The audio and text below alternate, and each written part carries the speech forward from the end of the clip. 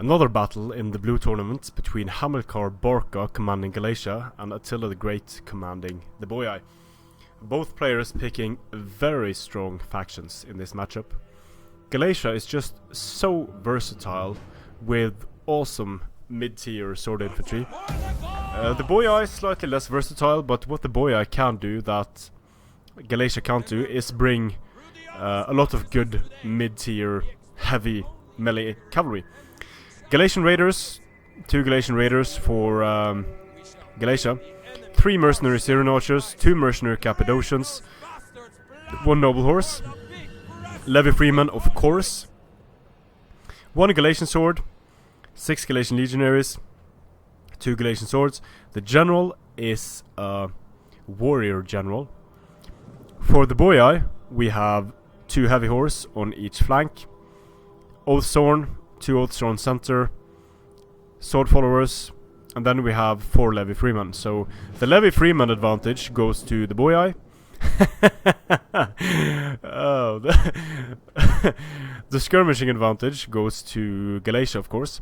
The cavalry advantage goes to the 5 heavy horse of the Boii. The sword advantage also goes to the Boii because 6 sword followers, 2 Oathsworn are going to beat Galatian legionaries and 2 Galatian swords. But these Galatian raiders, if they are microed well, they can do a lot of damage in the late game. They can do a lot of hit point damage to these sword followers, which will enable the Galatian legionaries to defeat them more easily. But still, nice screening by the Levy Freemen here. It's going to be hard to get at the really high value troops when there are all of these Levy Freemen fucking about on the field. And only 2 Levy Freemen for Galatia. Don't like that at all. Would have liked to see at least 6 Levy Freemen. So in a straight up rush, Boii wins this. But if these mercenary Syrian archers are able to snipe the general, for example, then things could start to look bleak for the Boii very quickly. But there's just so much cavalry for Boii.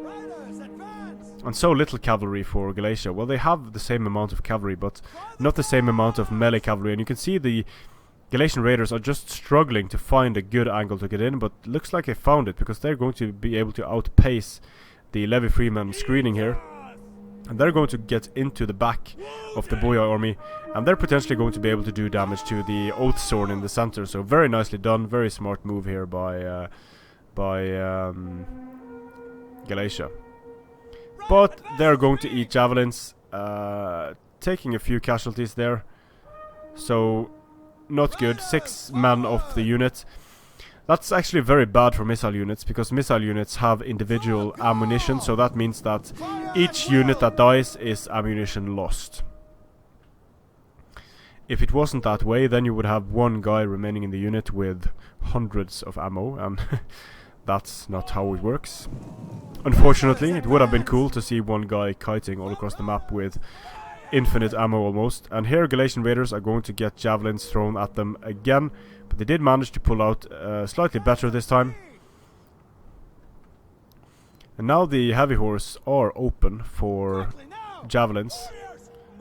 This is into the shielded side of the sword follower, so it's not really an effective use of javelins.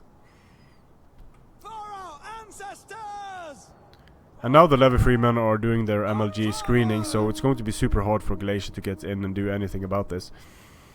But the Boii army is moving into arrow range soon. It just looks like this is a nice deployment to defend from frontal cavalry charges, because there are multiple lines of units able to stop the charges. Now the Syrian archers are moving forward, getting a good angle on the Oathsworn in the center. And the Oathsworn needs to be super careful here, because 3 Syrian archers firing at the Oathsworn, that's going to hurt them a lot. The Oathsworn only have a 40% chance to block incoming enemy missiles, so they are not as tanky against enemy missiles as, say, Swordmasters are. I wonder why precision shot isn't used for the Syrian archers. This would be a perfect opportunity to use the precision shot. And look at the Oathsworn general just dying quickly. The Freemen are able to stop quite a few charges here very, very nicely. Here comes the charge. Nice diagonal charge by the Galatian legionaries, stopping the charge of the sword followers. Very nicely done. The cavalry is moving around the flanks here, managed to get into the Galatian raiders. Here the engagement starts happening. Sword followers getting charged by mercenary Cappadocians, perfectly timed with a follow-up from the Galatian legionaries. And look at all the damage the Oath Throne has taken, almost a dead unit. Mercenary Cappadocians charging into... No, they decided to not charge into the Oath Throne. Now the mercenary Syrian archers are using precision shot, firing at the Oath Throne in the center with their precision shot. The noble horse general is going to do very well in this engagement, destroy a lot of heavy horse. And this, getting the general sniped like this is just horrible for Boii. The general has practically been wasted by one unit of Galatian swords and by these mercenary Syrian archers. They're not using heavy shot at the moment, which is kind of questionable, but it looks like they're going to be able to kill it anyway. So the general is going to die now. There's no question about it at all. And when the general dies, this Boii army, it could fall apart. But the general of Galatia is also in trouble over here. But I don't think it's going to die as quickly as the Oath Throne general of the Boii. But the Galatian center just broke, and now there's nothing stopping. There's nothing stopping the Boii units from just chasing the Syrian archers off the field. The general is getting caught here. He's losing decisively. Bit of a mistake not using the Galatian legionaries to stop these heavy horse units. Mercenary Cappadocians moving in, trying heroically to stop the chasing of the units. Here come the heavy horse in to destroy the Syrian archers, but it looks like the Oath Sword general is going to go down. One more volley and he's gone. He's off the field. But the general of Galatia dies almost at the same time, so this is very, very bad for Galatia, because now the heavy horse are free to go and take care of the mercenary Syrian archers. The Syrian archers are not going to have the time they need to destroy these sword followers and the Oath Sword.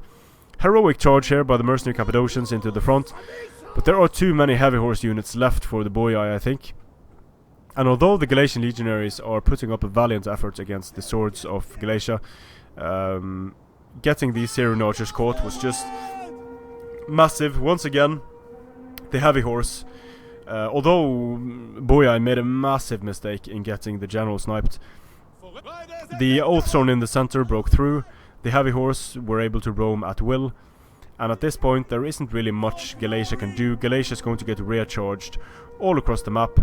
Oath Throne still alive on the field, just getting ganged up on over here. The Galatian legionaries. The Galatian legionaries are great units, but against sword followers and heavy horse, they're going to have a bad time. And this unit is being left alone for some reason. It probably won't matter much at this point, because all of the Galatian units are getting surrounded, ganged up on. Some very nice high value kills though by the mercenary Syrian archers.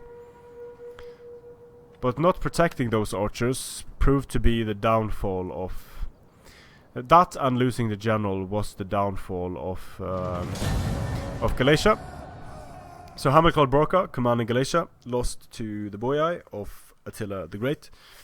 Good game, he did a very nice job in sniping the general, but since he wasn't able to really protect his Syrian archers in the long run, then they quickly turned around, and the heavy horse, just the MVPs of the battle easily. The levy freemen as well did a lot of damage. These levy freemen were sort of wasted, but overall the sword followers did a lot better than the Galatian legionaries, mainly because they had better cavalry support, and it's all about the cavalry support. Strength and honor.